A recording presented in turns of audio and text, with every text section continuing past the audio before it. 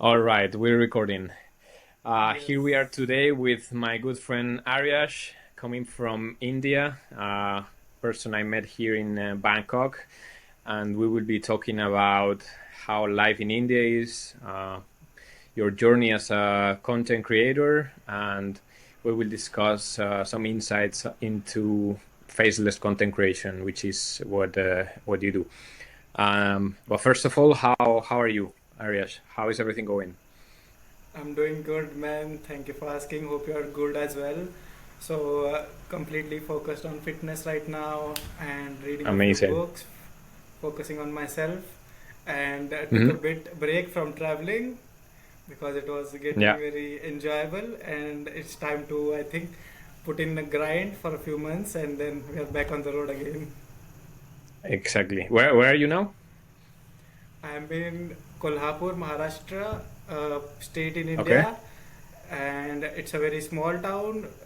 Maybe you can, like, it's not the biggest city, but it is a really cool city, amazing people, lots of love Yeah. around, and I won't say it's the biggest and the most exciting city in the world, but I can proudly say that people here are so amazing. They are lovely.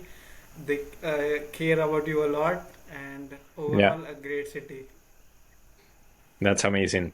Well, I'm in Bangkok. It's 9 p.m. now. It's 27 degrees. So I guess we can Oh, get yes, started. of course, yeah. All right.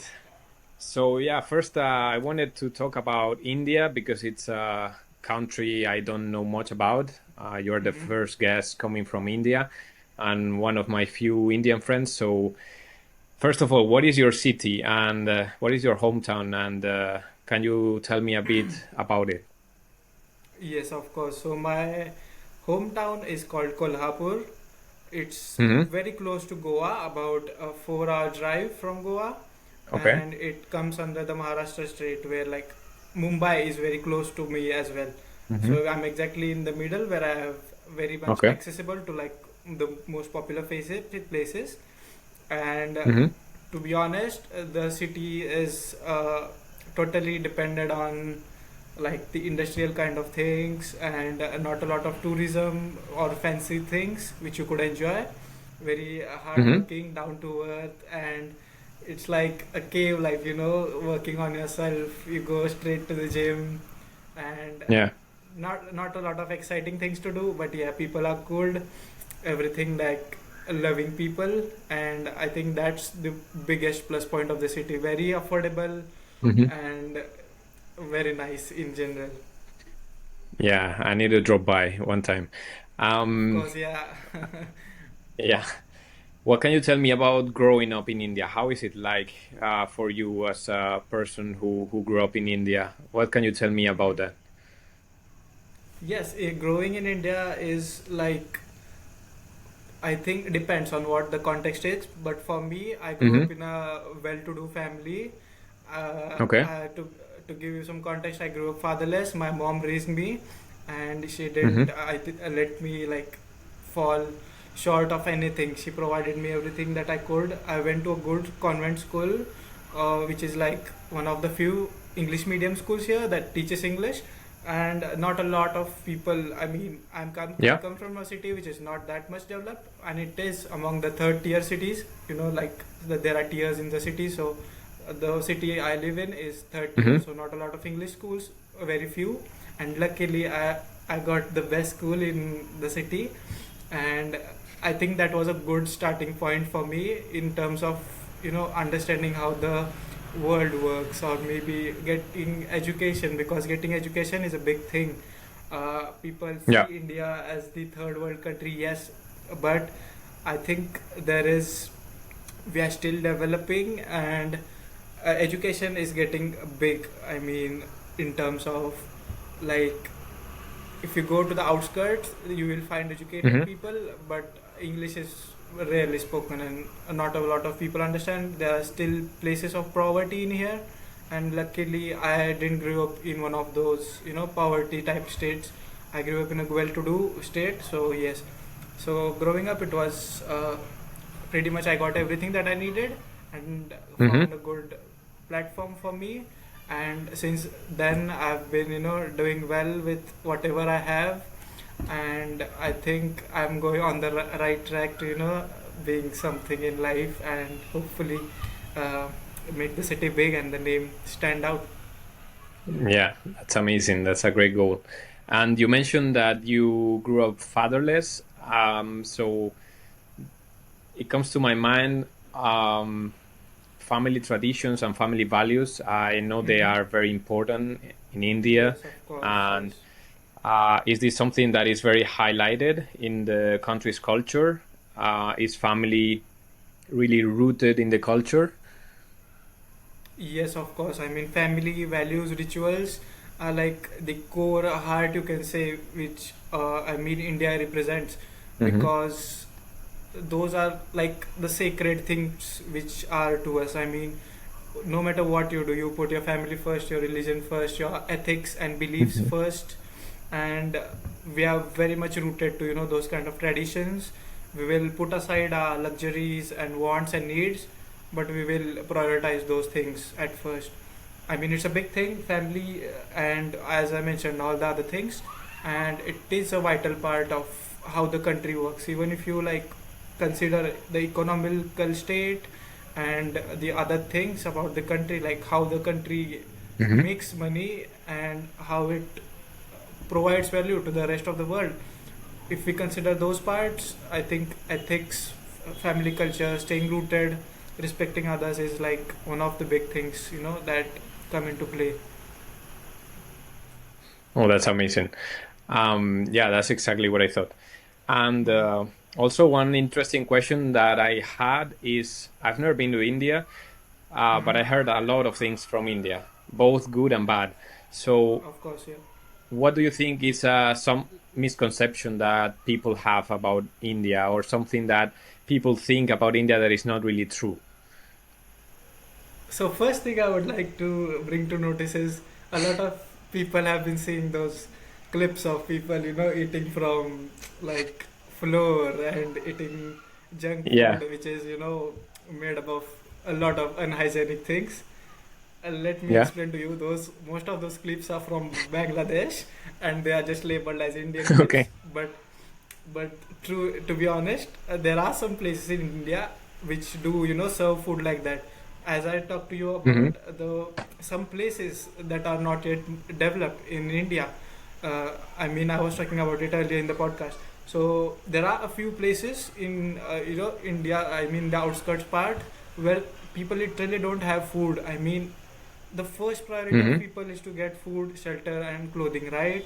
So there are some people, and not some, large amount of people who can't even afford food at the first place, and Okay. having a food stall in there is like a big thing for Hmm. people, because providing is the most basic need of human beings, right? So the hygiene is like the second part of it. I'm not promoting the unhygienic culture, but people don't have other options, man. I mean, there are some Yeah. I've seen still in my city. I see homeless people who are, it's sometimes it gets cold, they sleep without blankets, they don't have things to cover themselves. It's hard for sometimes, and it's not always like the most developed country. There are some parts which people don't have enough to consider the hygiene part Hmm. and do Yeah. wear all the fancy gloves, keep everything hygienic. They Hmm. can't afford it. I mean,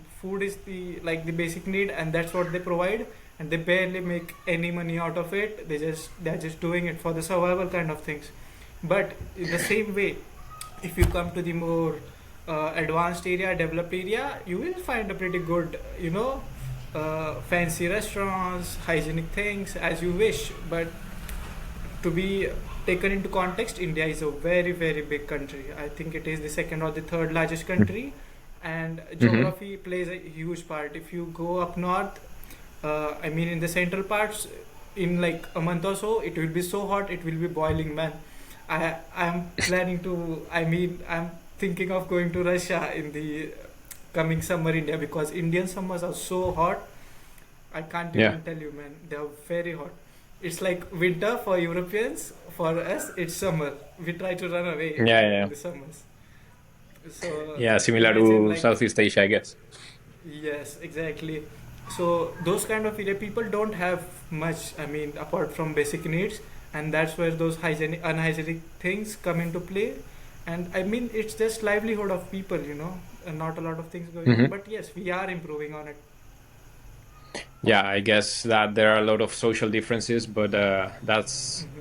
something that comes with the territory of such a big country, as you said, the second or third largest in the world. So, yeah, Yeah. it's common.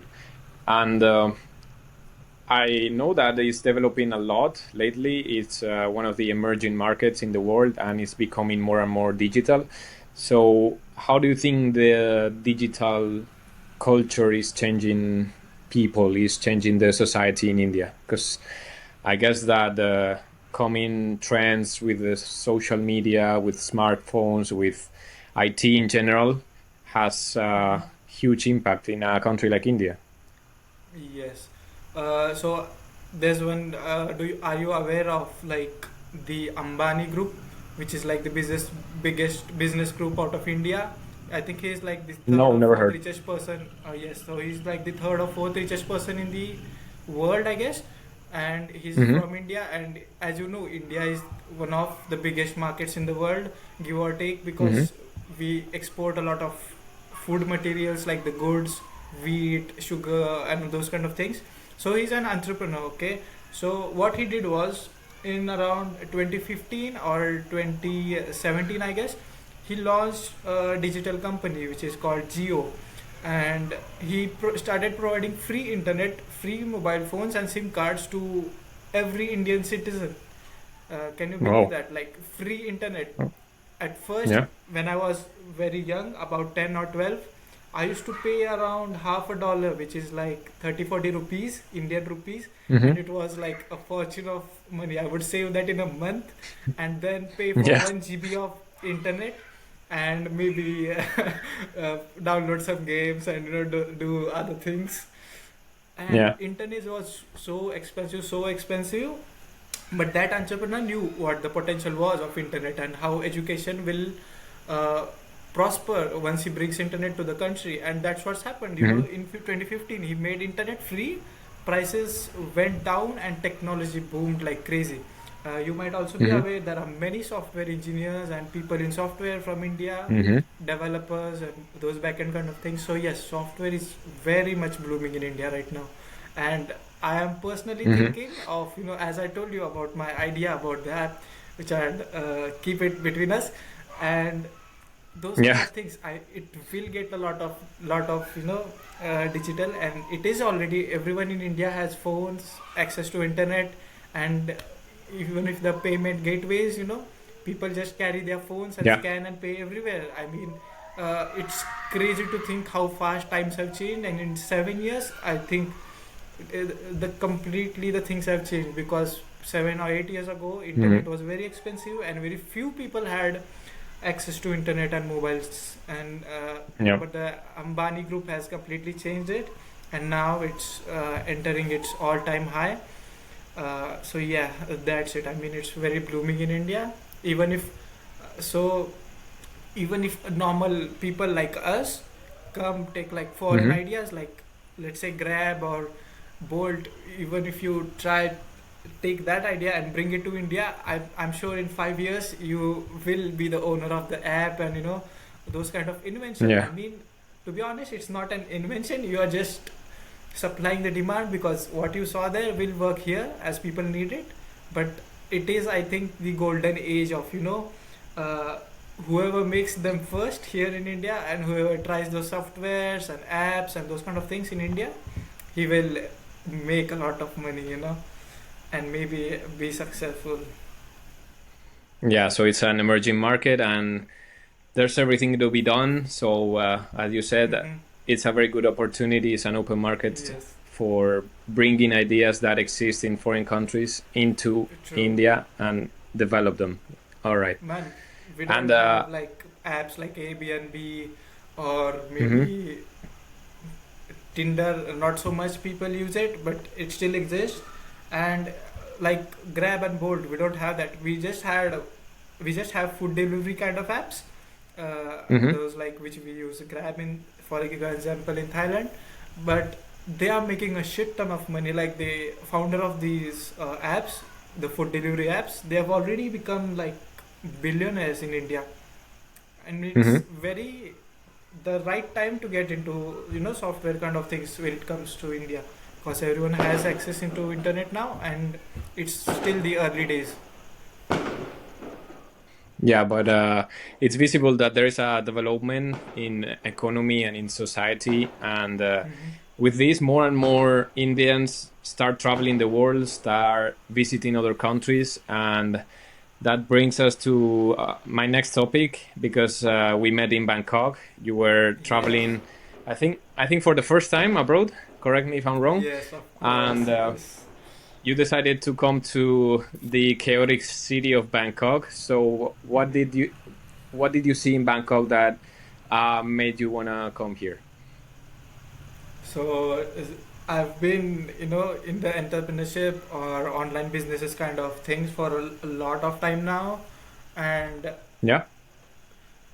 I wanted to do like the digital nomading kind of thing to begin with, Mm-hmm. and that's always been on my cards to just work and travel around the world.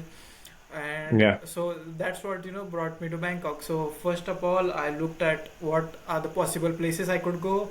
I listed KL, I listed maybe Bali, and Mm-hmm. Da Nang, Vietnam, Bangkok, and I just made a few Yeah. boxes which tick my expectations, like people where I can meet other travelers, digital nomads, and places I can Mm-hmm. go and enjoy, maybe do fun activities. And I think Bangkok ticked all the boxes, so I chose Bangkok. And the other places will be just on the cards for the next trip. So Bangkok was the reason because it ticked all the boxes, and Yeah. I was pretty sure I would meet a lot of cool people. Yeah, and that happened. Yes, Did you have exactly. any standout experience that impacted you? Something that surprised you a lot from Bangkok, since it's the first country you visit abroad? To be honest, man, this is the first, like, second or third biggest city in the world, and to come from a Yeah. town, like a small town, it was life changing. It was day and night. I never expected things could be that large in this world. I mean, yes, I did see all those kind of things on digitally, like on my mobile phone and videos and those kind of stuff. But seeing it in person, looking at those, Yeah. tall buildings, the technology, and how people work, the how a big city works, it was completely life changing. I think I was aware of how things could be, but seeing them in Hmm. person and in real, it was life changing, man. Because I don't come from like the biggest city. I mean, it's pretty developing, but there is not a lot of things going on in here. I mean, pretty basic. Hmm. But Bangkok is it was crazy. I've been to like big cities in India, like Mumbai, Delhi. Yes, they Hmm. are big cities, but Bangkok, it's completely out of the world, man. And I still dream I about so Bangkok I every so day. agree. I Yeah. I get a lot How of did? videos about Bangkok, like the Yeah. rooftops and those kind of places we went to. Hmm. I get it every day, and I fucking miss it, man. I miss it every Yeah. day. So how would you say it changed your perspective on life? Because as you said, it was a drastic change for you. You're still very young. You're 20. What is your age again? Sorry. Take a guess. Take a guess. Take a guess. I don't remember, man. It was 23? No, 21, 21. 21, true. You're really young and you went out for the first time abroad to an enormous city coming from a little town. So how did it Mm-hmm. change your perspective? How did it shape your life, you would say? To begin with, I think this was my first ever trip uh, without my Hmm. family or friends, and my mom was very skeptical about me getting scammed or me getting lost and those kind of things. I had to convince a lot to my mom that I'll be Yeah, yeah, safe and everything will be fine. And yeah. it Hmm. was like completely a drastic change. There was a no in middle because for you Europeans, it would be like, even if you are from a small town, you could move to like Madrid or the second biggest Yeah. states. But for me, it was completely drastic change. And seeing people, how busy things could get, how busy people are in this world, and how big businesses work. I never imagined like buildings that tall, that functional every day. And as you know, we were out till like 3 or 4 in the morning. We will be out enjoying, and people would still be working on the streets. Like it's just normal. The Yeah. Bangkok never sleeps, and it was very, you know, Completely true. yes, it was so hard. It was so hard to see like people are still working during the nights, and still like there's no rest for people. People just go in again, and the things around were so gigantic. And it's like completely a big city thing. You see a lot of big things around Mhm. you, and see like there's a lot of money in this fucking world, man. And coming from a small Yeah. town, you Yeah. just have your 10 or 15 shops that you buy it from every day. But it's like getting into a bigger sea, like a small fish entering a big sea, looking at all the flora and fauna and the big fishes, the sharks, the whales.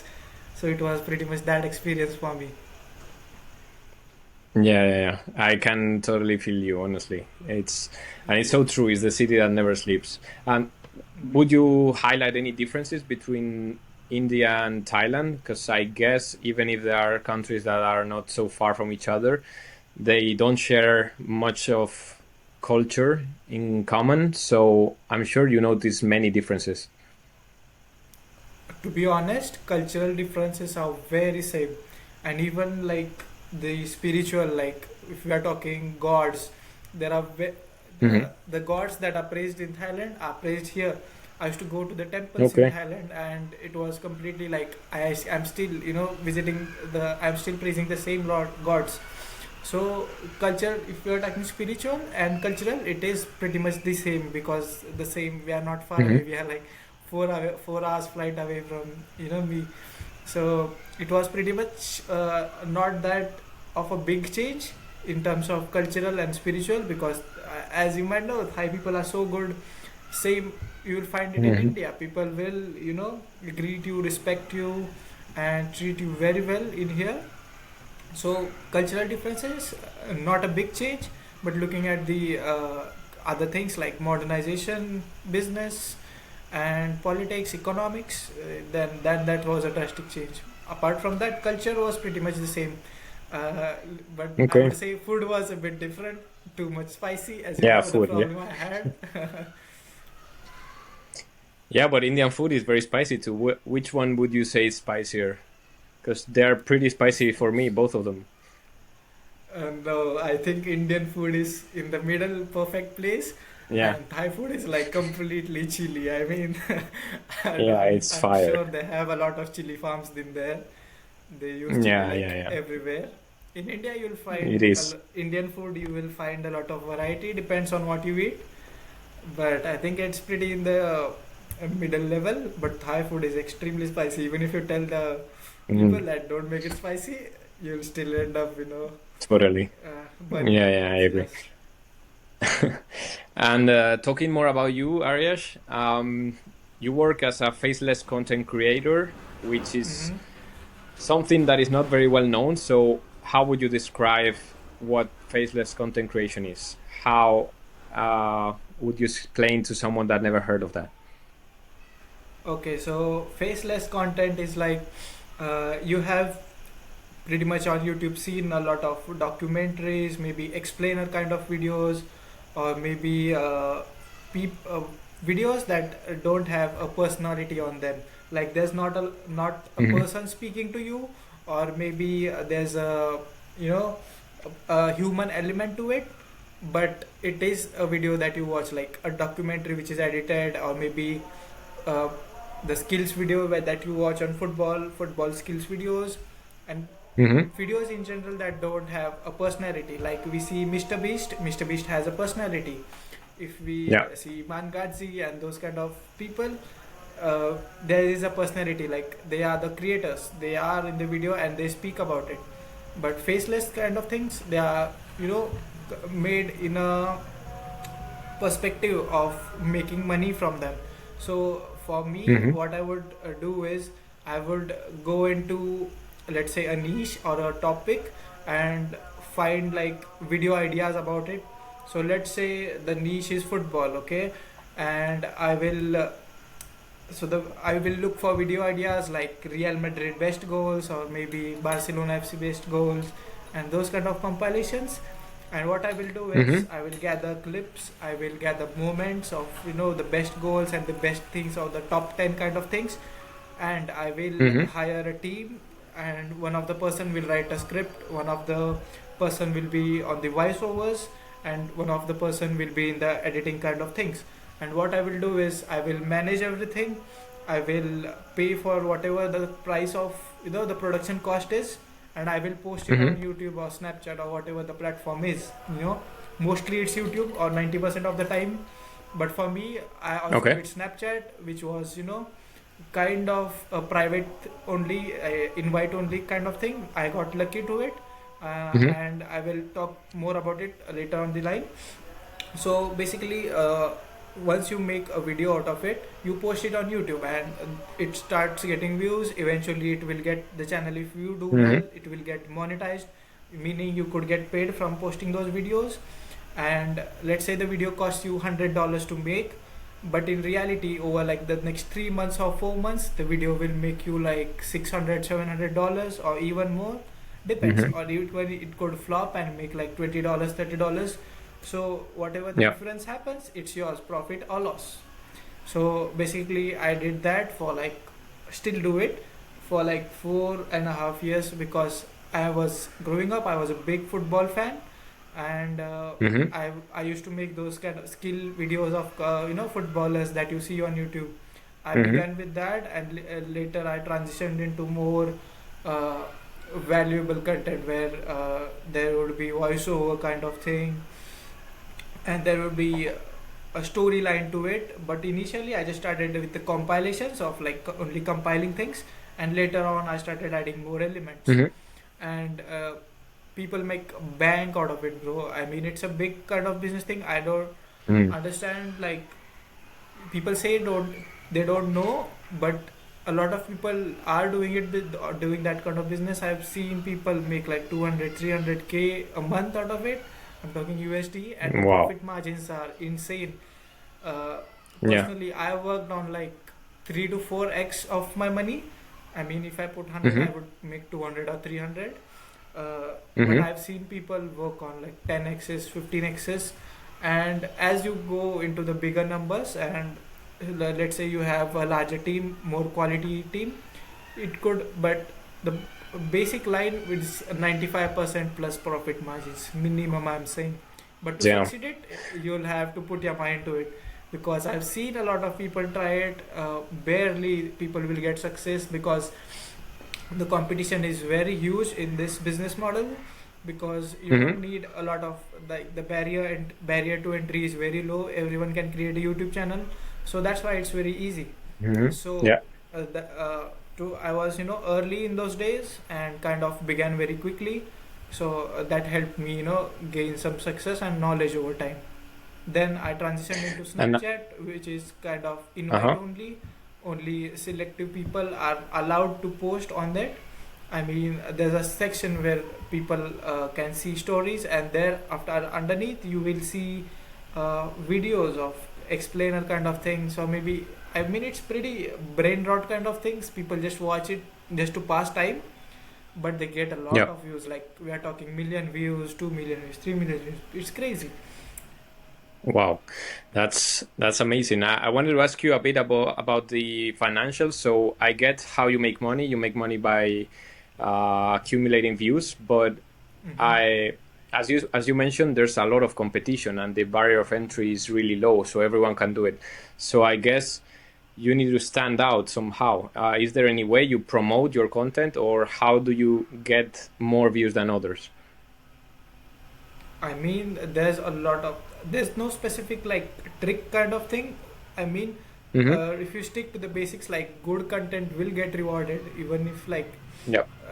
it will take time, but it will get rewarded. I've posted videos in like 20 2020 or 2019, that still make me about $10 or $15 every month. I mean, I've Mm-hmm. worked on that video 3 years ago, but still those videos still make me, a decent amount of money, even though Yeah. it's like 3 or 4 years back that I made the video.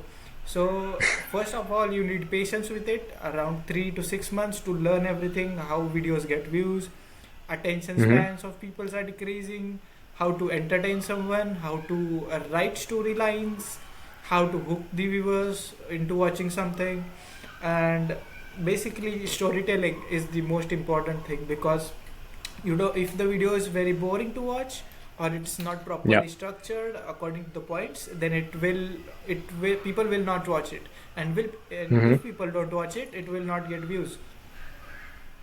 And it will not get promoted. Yeah. Of course, yes. Wow. Interesting. Hmm. What is the most profitable video, just to get a rough idea? The most profitable video you uploaded so far? To be honest, I can't tell you the name of the video, but a video I paid $7. I didn't even pay seven. I paid like $5 to make, and that video made me $2,000. I Wow. paid $5 to make the video. I can show you the analytic of that video. Just a minute. It's right in front of me. I'll show you That's some amazing, man. thumbnail.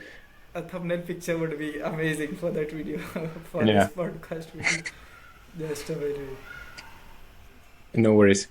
And you mentioned Aryash. You have a team. You pay people to write their storyline, to come Yes. up with ideas, to gather So content. can But you see it is yeah, posted 782 days ago, right here, somewhere yeah. here. Wow. It says Yeah, yeah, yeah. 782 days ago it was posted, and it's made me. Yeah. Just a minute. So the video has 800K views, Uh-huh. and Almost a it's made million. me. Yes, and it's made me $2,000. Damn, It's that's here. amazing. I paid like Yeah, that's seven or very big results. $7 for it. Yes, but the only biggest That's challenge in very here good is investment. to yes, is to be right in the, you need to time the video perfectly, look at the trends, what's happening Hmm. around you, and execute it very, very well. And there's a lot of Yeah. things which you can plot. I mean, if Hmm. I have the, skills and maybe the experience of what will work and what will not, but let's say if it's a beginner, I'm sure it will take a lot of hard work for it, because for me, I was not paid for a video. I mean, I didn't make any money for like 8 to 12 months when I began. No money, Hmm. just keep grinding on things, even if I don't see any success at all. Just hope that things will Yeah. work, and eventually, after a year, I got paid.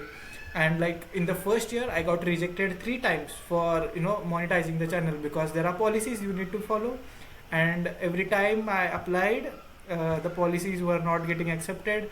I was pretty mature Hmm. with what I was posting, and I was like 16 or 17 at that time, so I didn't know a lot of terms, businessy terms, or maybe meaning of what the policies were, and I wasn't following it rightly.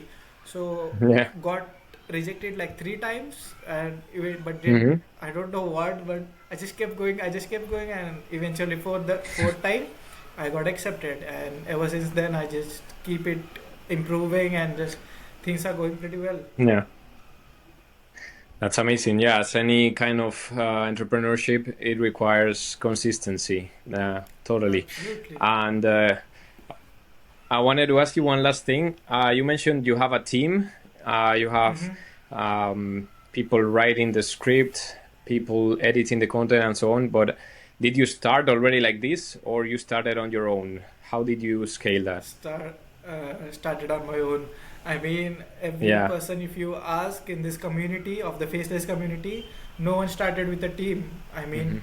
everybody were kind of Yeah. gamers who would play Fortnite, PUBG, and those kind of things, and started posting their gameplay on their channels, and eventually found out about YouTube pays you money to post those videos, and ever since then they got hooked.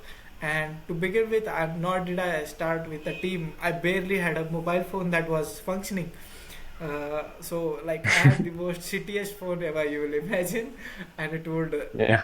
the charging would end in like 50 or 60 minutes, and I would still edit Yeah. the long ass videos with them. And it was very humble beginnings, but eventually we Mhm. made it out. Just That's keep on amazing. going. That's it. Yes. That's great. You made it, bro. And what about the Not audience? yet, not yet. Is it Indian based, the audience, or is it global? How do you tackle this challenge? In terms of me, it's pretty global. I would say majority of it is Okay. UK, United Kingdoms, Okay. people who watch football. Uh, but Hmm.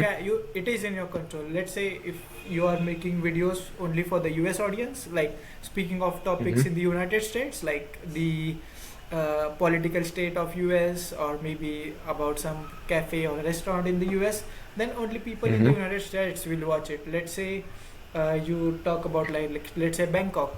Bangkok is well known in the world overall, so people worldwide will Yeah. watch it. You make a video on Donald Trump, then he is known worldwide. So the topics which are you know known to people worldwide, then people will know it. And let's say if it's a very small kind of thing, a micro niche we call it Hmm. in our business, then only people Hmm. who are interested in that part will just watch it. Yeah. And geography of the what viewer also plays a big part, because that's how the most important metric like the RPM is based on. So let's say for 1,000 views, if a person of those, like the 1,000 people are from the US, I would get paid like $5 or $6 for 1,000 views. But let's Hmm. say he's from India, like the 1,000 viewers are from India, I would get Yeah. paid much less, like zero point 0.3 to zero Mm. point 0.4 USD per 1,000 views. So Yeah. geography of the viewers matters big time, Hmm. and it is a very important thing to consider. Yeah, I guess it depends on the purchasing power of the person in the audience, I guess. Yeah. Exactly. Yes. And I wanted to ask you about financial stability. Is it stable income? Because I guess your income mostly depends on people wanting to watch your content, and Hmm. uh, that doesn't depend on you. So is it stable month to month? It varies a lot, or how do you see it? I would call it volatile, and it's not Uh-huh. pretty stable to be honest. But it's not like crazy. Let's say like, so there I've seen some people who make $50 a month, and next month they'll make $15,000. It's not like a crazy Wow. difference, but for me it's pretty uh, no, like 10 to 20% change in income. Let's say I Hmm. make. Uh, I mean, I would say the percentages like it's varies up like 20% a bit, like something like 20 to Hmm. 15%, and not like astronomical changes like 5 to Yeah. 1,000 and those kind of things. But yes, it is a bit volatile, and also depends on like where the people watch it from. If people there are, I mean, it's a very very deep topic I'm talking about. There's a thing called search videos, search based videos, and that kind of Hmm. traffic is very steady line traffic of where the actually viewers watch it from, when people watch it from the Yeah. search bar. So I've met a few entrepreneurs who do that, and creators who do that, and for them it is very consistently like $10,000 a month, Hmm. 15, and they'll not stop. It will compound pretty much, percentage by percentage upon the quantity of the videos you post. But for us, like I consider myself pretty normal in the industry. I'm not like the big fishes, but yeah, for us it is like 15 to 20%. Okay. Wow. Yeah, I imagined it would be more volatile. So yeah, that's fantastic. And Yes. I think one thing that plays a key role here is following trends and staying updated. And I Mm-hmm. guess this evolves really fast as everything in technology. So, do you see any trends in faceless content creation? Where is this going? Do you think it will continue being profitable? Do you think we will see a dump in numbers? How do you see the future? So the future, I mean, what I can tell you is, for us, it's going to dump because why I will tell you, the AI content is getting out of hands, and it is Hmm. so easy to make videos these days. People are Yeah. like, for me, it took me like 8 to 10 months to learn things, but knowledge is so accessible, and everything required for the business is so accessible. There are lots Hmm. and lots of competition emerging right now, and with AI the video production cost have lowered significantly, and like anyone in the Hmm. street could get into like content creation. So for a Yeah. lot of, and many of us, it is getting hard these days to, earlier it used to be very easy, not a lot of competition, it was like a monopoly market, and now you'll see Hmm. competitors everywhere. And another thing that is shifting is, so this entire faceless kind of thing is very like, people milk people, that watch time and people's attention, try Hmm. clickbait, they'll add some clickbait and not promise on their delivered Yeah. video. And it's pretty controversial on what you do actually. There Hmm. are, I've seen some kids, like literally 16-year-old kids, who would make a fake story of like Donald Trump trying to go in jail, and put someone like Ronaldo or Messi fighting each other, and they'll make fake stories out of it with AI, and post it on YouTube, and they'll get like 400,000, 500,000 views, and people still believe it, Yeah.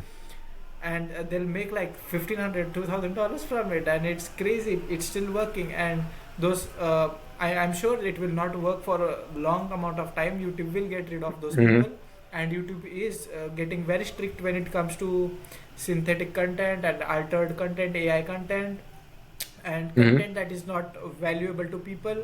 It doesn't really provide any specific value or entertain people, because YouTube is trying to raise its standards. It's competing with Netflix and all the biggest streaming platforms out there.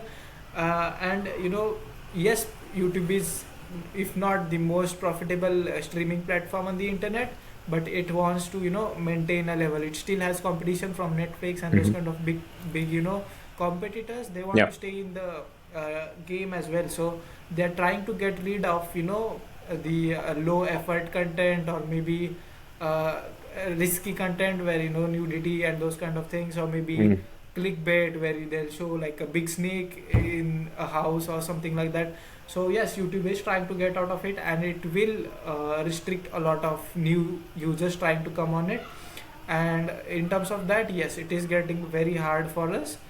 And if you ask me the question personally, will you do it 5 years down the line, I would probably say no, because deep down Hmm. I know I don't provide a lot of like a great life changing value when I make those videos. Those Hmm. videos are solely based for like low entertainment purpose. Let's say you are sitting somewhere and you want to spend like 5 to 10 minutes of your time, and you just watch the video because you were free and had nothing to do. So personally, Hmm. I feel like I'm not fulfilling my potential with those videos. I think I can provide the world with a lots of better things and solutions which I'm probably made for, and there are bigger problems in the world to solve than just make those dumb kind of videos. So I'm trying to get away from it, and transitioning into, as I told you, like I have an app idea in my mind, and as I grow older, I'm starting to get introduced to more real life businesses and providing value to Yeah. people. And it's really getting interesting to me to actually provide good value to people and make money that way, rather than yes, it does pay well, the faceless content, but I don't. My ethics say I don't say that you should be doing it for long enough. Right now, they get my bills paid. They pay me well, but I will stop at some Hmm. point. Wow, that's very humble from you. That's great to hear, Aryash. But still, if it pays your bills, as you say, it's fantastic. And as long as you think it's temporary. You're not doing any harm to anyone, so that's fantastic. Yes. But for sure, you can do anything that fulfills your potential and your goals. So yeah, that's just entertainment Yes, in a to be way honest, that like where you get paid. it taught me a lot of lessons, like what competition is, Hmm. how to stand out, storytelling, what like attention span, and like what actually people. I mean, there's a big trend of marketing through like social media and what videos are, how because video Yeah. is like the biggest thing right now in the whole world. I Hmm. mean, in terms of marketing and those kind of things. So Yeah. it's taught me a lot, and I would be forever grateful for what I've learned from it. But I think the time will be soon when I say goodbye to that business model. As I Hmm. grow older, I think my priorities change a bit, and I would like to do something more meaningful to my life than just do those kind of things. That's amazing. That's a very valid point, and it's important you take the lessons learned out of it. And yeah, you're still 21, so you seem very well spoken and very you know very well what you're doing. So I'm sure you will do great in any endeavor you Thank decide to you. take. So yeah, don't worry about that.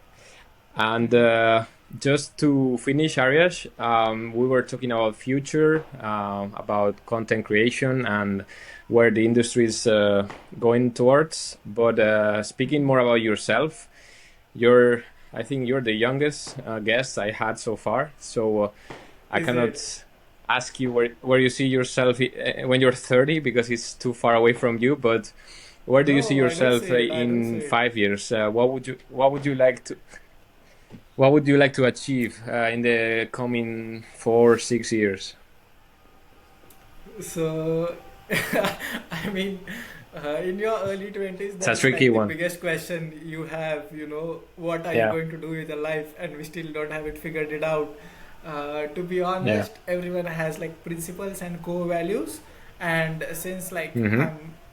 whatever I've seen life of, I think I want to see the majority of the world in my 20s and travel a lot. Mm-hmm. And I think uh, provide value to people, solve people problems, and then make my fortune out of it. I don't want to do any kind of Mm-hmm. mischievous things or maybe temporary money kind of things. Mm-hmm. I genuinely want to provide value for people and solve problems of people so that I could and I have a pretty innovative mind, and I think be unique in terms of my problem solving and help the world with that. And in 5 years or 10 years, I want to be very rich, just like the dream of everyone, financially well, doing Yeah. well, traveling the world, and yes, pretty much the same thing that everyone dreams of. Yeah, but not everyone pursues it. So yeah, you're doing great, and yeah, you Thank seem you. very down to earth, and you're very giving as you wanna provide Hmm. value, which is fantastic. So I'm sure many good things are coming. Of And course, yeah, man. thank you, Aryash, for dropping by and talking to me. It's super interesting It story. I was my was pleasure, looking man. It forward to was my this one. pleasure. Me too. And yeah, once you get tired of India or you wanna leave, come by, visit me in Bangkok. Of course, of course. You know the city. You know it's amazing here. So yeah, I'm waiting for you here. Of course, man. I have some unfinished business in Bangkok. I want to still go to a lot of places. My trip Exactly. was cut short, as I told you, unfortunately. Yeah. I was planning to stay another Mm-hmm. 15 or 20 days, maybe a month, but unfortunately it got cut off. So now that I'm back, the first country that I will visit after like I will go out will be Bangkok. And first thing is doing is I'm meeting you guys in Bangkok because Yeah, that's I've made a amazing. lot of friends there, and they Mm-hmm. still I mean, like a lot of people still invite me. The people that I know there, Mm-hmm. they are like, "When are you coming back, man?" Like, so yes, I will Exactly. be visiting Bangkok first, and then go wherever I want. That's amazing. All right, mate. It was great. Thank you for coming. And as I said, I'm waiting for you here. But yeah, let's keep in touch. And thanks for coming, Aryash. Yes, of course, man. It was a pleasure. A good time spent, and I You was too. looking forward to this. Man, I love what you're doing. I see a lot of those Exactly. videos, and keep doing what you're doing. And I love Exactly. watching those kind of videos because it provides a different perspective to the world. I mean, Mm-hmm. listening to people from different areas with different cultures, it's a really cool thing. And keep doing what you're doing, and you're doing amazing. And I'm proud of what you're doing, and I look up to you. As I said, told to you, I pretty much look up to you, and I want to be like you. So you are like a big brother to me, and keep doing what you're doing, and I Yeah. wish you all the best. Thanks a lot, bro. That means a lot. Yeah, let's keep pushing and let's stay consistent. Thanks a lot. Of course, yes, man. Thank you. Thank you. Thank you, Bye you bye. too. Bye bye.